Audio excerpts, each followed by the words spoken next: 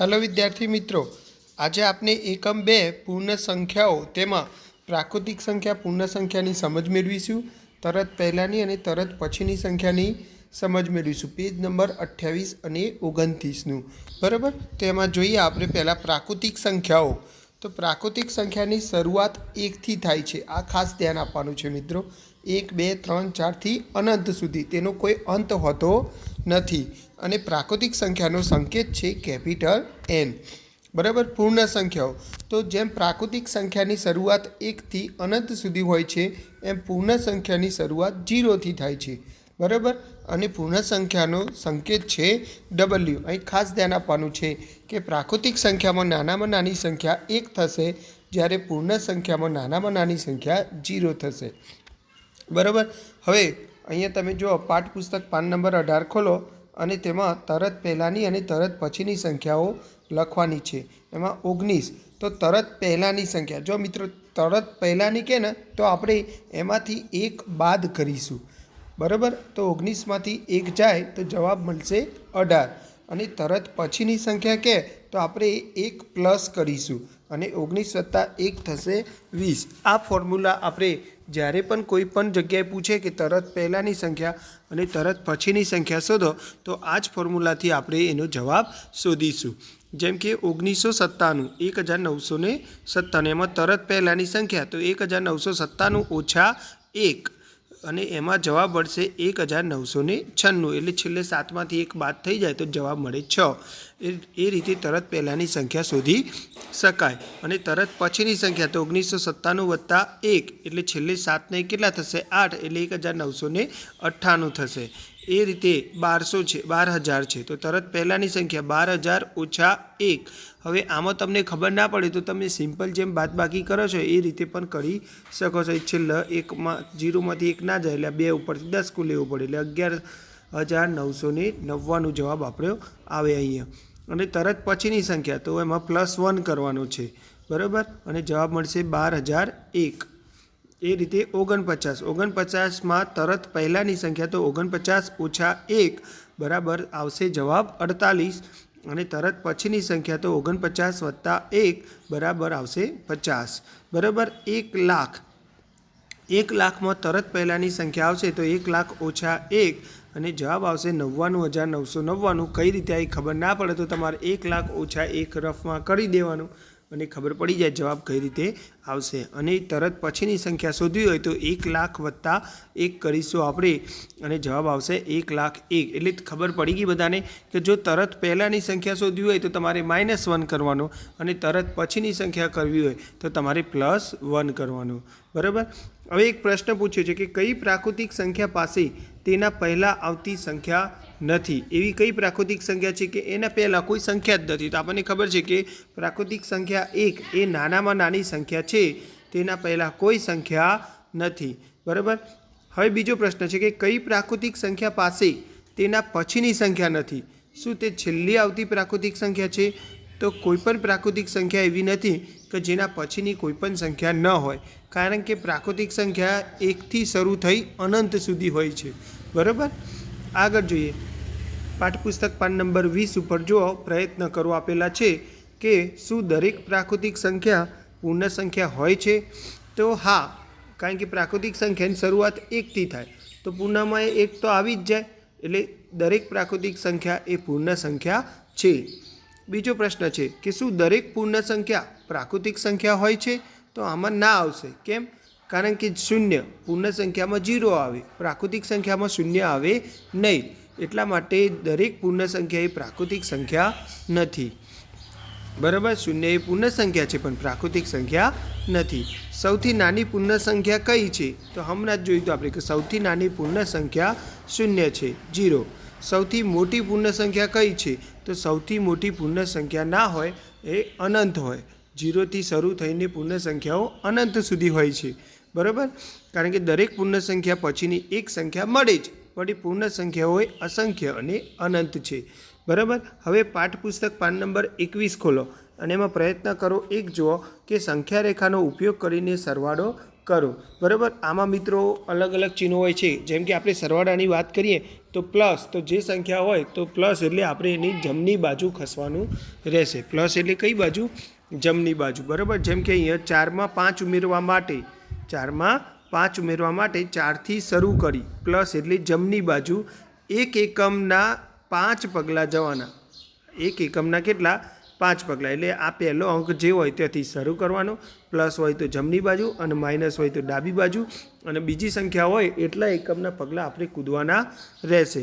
કઈ રીતે? તો પહેલાં આવી રીતે એક સંખ્યા રેખા દોરવાની, સ્ટાર્ટ કરવાનું 0 1 2 3 4 5 6 7 8 9 10 11। આપણને ખબર છે કે 4 ને 5 કેટલા થાય? 9 થાય, આપણને ખબર છે, તો 9 આવી જાય ત્યાં સુધી આપણે રાખીશું। હવે આપણને અહીંયા કીધું છે કે 4માં 5 ઉમેરવા, એટલે કે શરૂ ક્યાંથી કરવાનું? 4થી।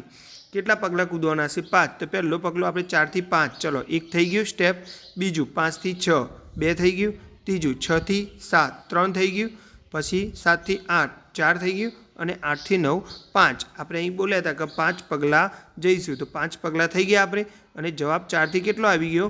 9 સીધો। એટલે આપણે કહેવાય કે 4 + 5 = 9।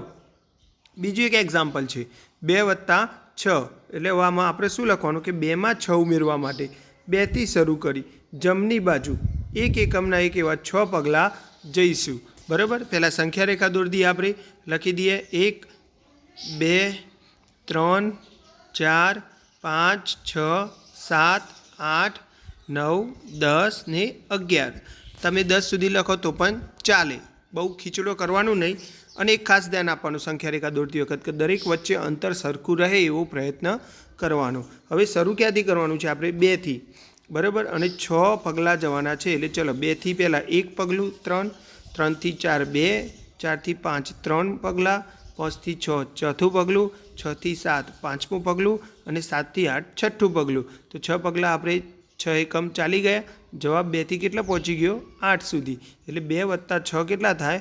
8 થશે બરાબર। આગળ છે 3 + 5, આમાં પણ એવું જ થશે કે 3માં 5 ઉમેરવા માટે 3થી શરૂ કરી, પ્લસ એટલે જમણી બાજુ એક એકમના એક એવા કેટલા પગલાં? 5 પગલાં જઈશું। આપણે સંખ્યા રેખા દોરી દઈએ પહેલાં 0 1 2 3 4 5 6 7 8 9 10 11। આ રીતે સંખ્યા રેખા દોરવાની, 3થી શરૂ કરવાની, 3થી 4 પહેલું પગલું, 4થી 5 બીજું પગલું, 5થી 6 ત્રીજું પગલું, 6થી 7 ચોથું પગલું, અને 7થી 8 પાંચમું પગલું। એટલે પાંચમા પગલાએ આપણે જવાબ આવી જાય છે 8। એટલે કે 3 + 5 = 8 આવશે બરાબર। 1 + 6, હવે આ વખત આપણે વિધાન કઈ રીતે બનાવીશું? તો આવશે કે 1માં 6 ઉમેરવા માટે 1થી શરૂ કરી જમણી બાજુ એક એકમના એક એવા 6 પગલાં જઈશું। તો પહેલાં સંખ્યા રેખા દોરી દઈએ આપણે 0 1 2 3 4 5 6 7 8 9 10 11। હવે 1થી શરૂ કરવાનું છે આપણે, 1થી 2 પહેલું પગલું, 2થી 3 બીજું, 3થી 4 ત્રીજું પગલું, 4થી 5 ચોથું પગલું, 5થી 6 પાંચમું પગલું, અને 6થી 7 છઠ્ઠું પગલું। 6 પગલાં આપણે જવાનું લખી દઉં, તો આપણે 6 પગલાં જતા રહ્યા, તો જવાબ 1થી કેટલા આવી ગયો? 7। તો 1 + 6 બરાબર આવશે 7 બરાબર। હવે એ જ છે પાઠ્યપુસ્તક પાન નંબર 21 ઉપર, પણ સરવાળા નહીં, શું લખ્યું છે? બાદબાકી કરો, પ્રયત્ન 2 કરો, 2માં જુઓ। હવે બાદબાકીમાં એક જ વસ્તુ છે, ત્યાં આપણે જો અહીંયા પ્લસ હતો તો આપણે જમણી બાજુ બોલતા હતા, પણ માઇનસ છે તો આપણે શું લખવાનું છે? ડાબી બાજુ બરાબર। તો 8માંથી 3 બાદ કરવા માટે 8થી શરૂ કરી ડાબી બાજુ એક એકમના એક એવા 3 પગલાં જઈશું। તો આપણે પહેલાં સંખ્યા રેખા તો દોરી દઈએ 0 1 2 3 4 5 6 7 8 9 10 ને 11। હવે 8થી શરૂ કરવાનું છે, પણ યાદ રાખજો ડાબી બાજુ જવાનું છે આપણે। 8થી 7 1, 7થી 6 2, 6થી 5 3 પગલાં। તો આપણો જવાબ 8માંથી ક્યાં આવી ગયો? 5। તો લખવાનું 8 - 3 = 5 આવશે બરાબર। એ રીતે બીજું એક એક્ઝામ્પલ આપી છે 6 - 2। તો આપણે વિધાન કઈ રીતે લખીશું કે 6માંથી 2 બાદ કરવા માટે 6થી શરૂ કરી ડાબી બાજુ એક એકમના એક એવા 2 પગલાં જઈશું બરાબર। તો અહીંયા આપણે જોઈએ હવે કે પહેલાં સંખ્યા રેખા દોરી દઈએ 0 1 2 3 4 5 6 7 8 9 10 ને 11. હવે આપણે શરૂ ક્યાંથી કરવાનું છે? 6 થી.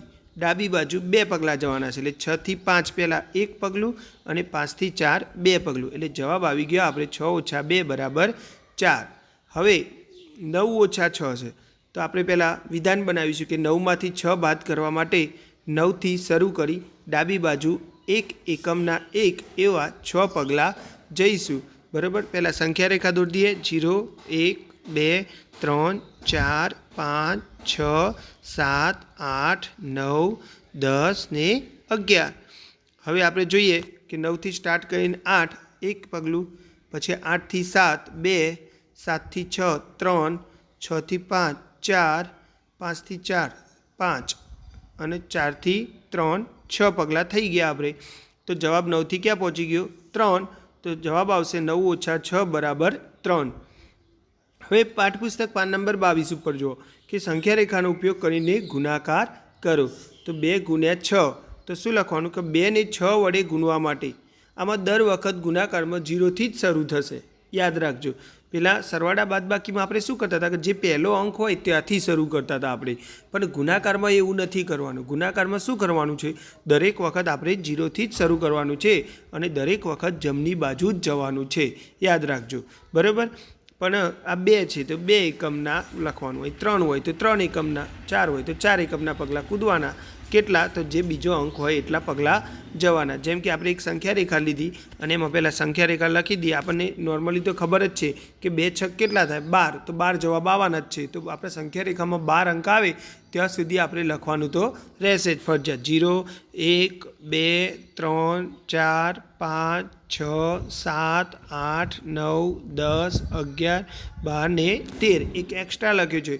હવે બે કૂદકા લગાવવાના છે. કેટલા? 2 કેટલા કૂદકા? તો કુલ 6 કૂદકા લગાવવાના. જેમ કે આ પહેલો જો 0 થી 2 નો 1, પછી 2 થી સીધો કેટલો આવશે? 4, એટલે આ બીજો નંબરનો. 4 થી સીધો આવશે 6, આવશે ત્રીજા નંબરનો. 6 થી સીધો આવે 8, ચોથા નંબરનો. 8 થી સીધો આવે 10, પાંચમા નંબરનો. 10 થી સીધો આવશે 12. બરાબર. એટલે કે 2 ના કૂદકા 6 વાર લગાવીએ તો જવાબ આવે 12. તો 2 × 6 12 જવાબ આવે. આ રીતે સંખ્યા રેખાની મદદથી ગુણાકાર દર્શાવી શકાય છે. ચલો વધુ એક એક્ઝામ્પલ જોઈએ. 3 × 3 વિધાન કેવી રીતે લખશું કે 3 ને 3 વડે ગુણવા માટે 0થી શરૂ કરી જમણી બાજુ 3 એકમના 1 એવા 3 પગલાં જઈશું આપણે. બરાબર. સંખ્યા રેખા દોરી લઈએ. લખો 0 1 2 3 4 5 6 7 8 9 10. બરાબર. હવે અહીં જો એક પગલું આપણે સીધું 3નું છે, એટલે 3નું એક પગલું કૂદવાનું છે. બરાબર. આ રીતે જો મેં સીધો જો કૂદકો તમે આ 1 2 ને 3નો કૂદકો લગાવ્યો છે એમ એવો આ એક કૂદકો. આવા કેટલા કૂદકા લગાવવાના છે આપણે? 3 કૂદકા. પછી 3થી સીધો ક્યાં આવશે? 6. આ કયો કૂદકો માર્યો આપણે? બીજા નંબરનો. 6 થી સીધો ક્યાં આવશે? 9. આ કયો કૂદકો લગાવ્યો આપણે? ત્રીજા નંબરનો. તો 3 જ કૂદકા લગાવવાના કીધા છે આપણને. તો 3 ના 3 વાર કૂદકા એટલે 3 તાલી 9 જવાબ આવે. કેટલો આવે? 9. બરાબર. આગળ જોઈએ આપણે. આગળ એમ કહે છે કે 4 × 2 કરો. એટલે અહીંયા પહેલાં વિધાન બનાવીએ. વિધાનમાં શું બનશે કે 4 ને 2 વડે ગુણવા માટે 0થી શરૂ કરી જમણી બાજુ 4 એકમના 1 એવા 2 પગલાં જઈશું. બરાબર. પહેલાં સંખ્યા રેખા ઉપર લખી દઈએ આપણે 0 1 2 3 4 5 6 7 8 9 10 11 અને 12. 10 11. બરાબર. 1 મિનિટ ધ્યાન આપજો.